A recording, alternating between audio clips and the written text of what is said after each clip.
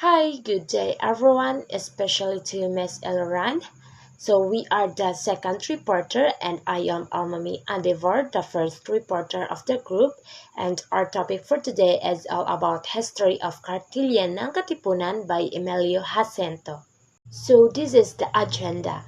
First is author's background, next is historical background of the document, next is content analysis, contextual analysis, relevant contribution, and the last one is author's main arguments. So, author's background.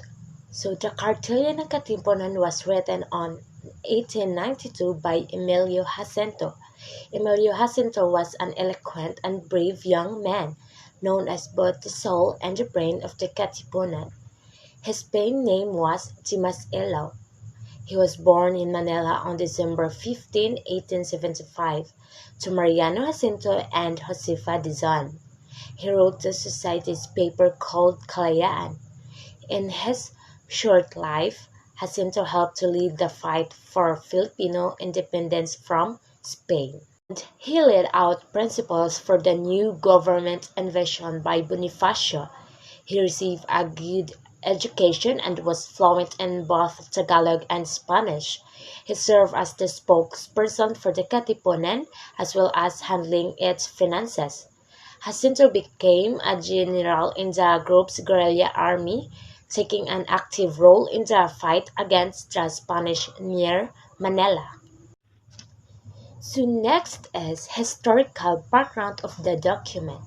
So supposedly, the name of the document was Katungkulang Gagawin ng mga Z.Li.B. or Duties of the Son of the People. The original version of the document has 14 paragraphs that contains the values that a Katipunero should have. Each paragraph contained unique discussion of the different aspects of person's life.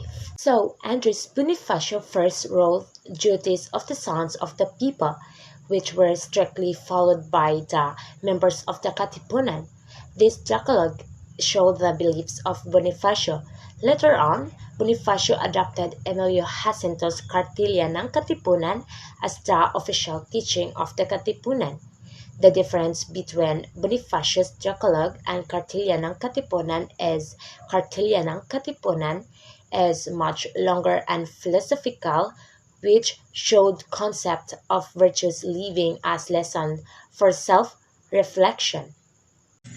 Good day, everyone. This is Marianel Sita Bitapil, the second reporter. My topic for today is the content analysis. Kartilyaan ng Katipunan was not only a leading for the members of the Katipunan but aimed moral and nationalistic principles for all Filipinos. It can also be noted that this document shows about life philosophy in life, exhibiting human greatness within, so appreciates the authenticity of local tradition, spiritual beliefs, family idea, and cultural diversity.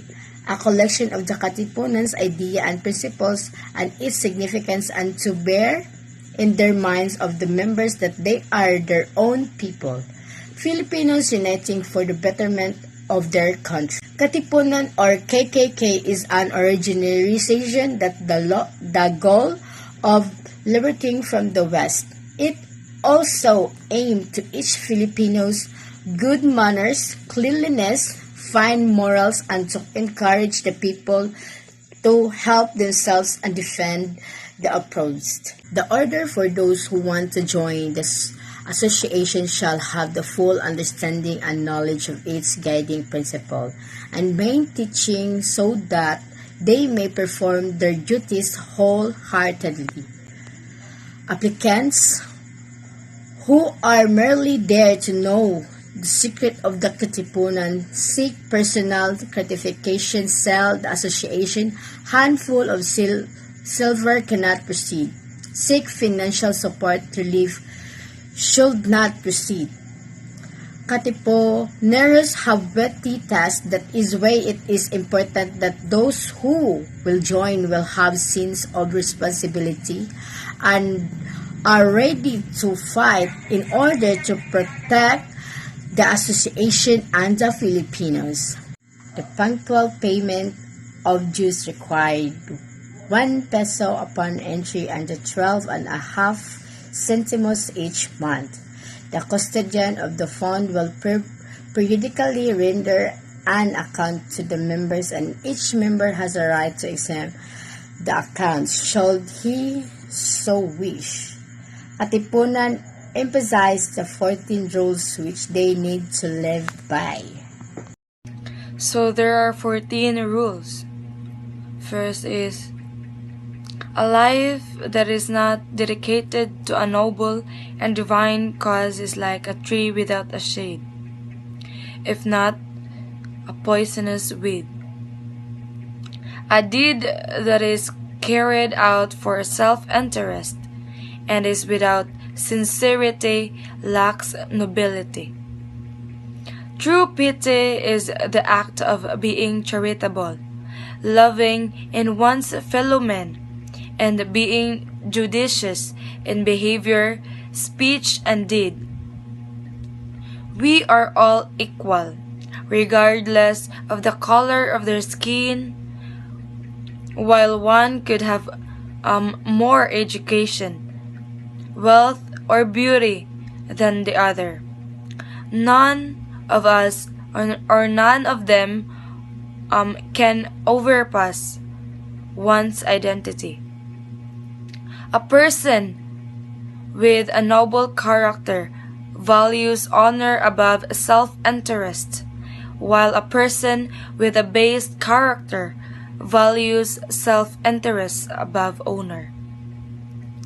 To man with a sense of shame, his word inviolate.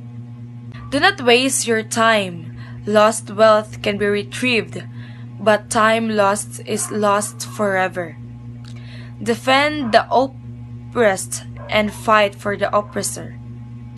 A wise man is someone who is careful in all that he says.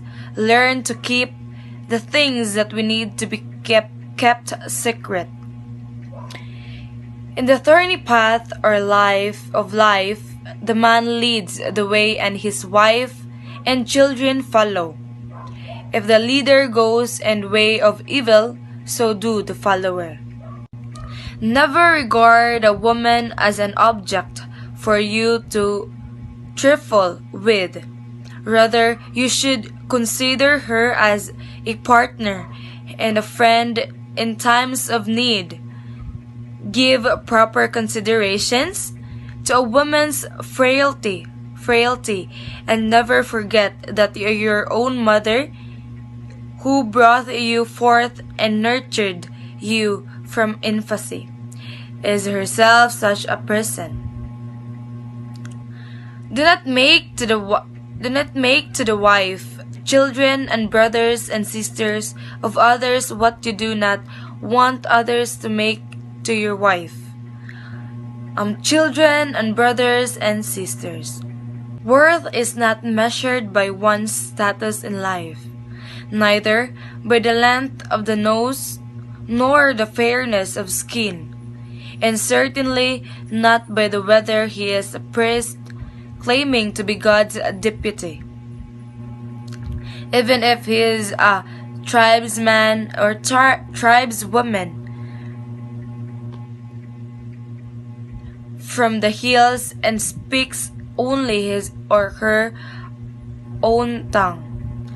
One is honorable if he or she possesses a good character, is true to his or her word, has fair perceptions, and is loyal to his or her native land. When this teaching shall have been propagated, and the glorious sun of the freedom begins to shine on this poor island to enlighten a united race and people, then all the love lost, all the struggles and sacrifices shall not have been in vain. Contextual analysis. Emilio Jacinto, being one of the leaders of the Katipunan, viewed the ideas of right and light with utmost importance. As the Katipunan, they saw themselves as an intellectual and moral revolutionaries fighting to become free from the captivity of the West and become an independent nation who lives according to their own unique culture. So the Cartelia or ng Katipunan was written in order to maintain the standards of what is being a Katipunero. Being part of the association would mean adhering to the rules and exhibiting virtuous life.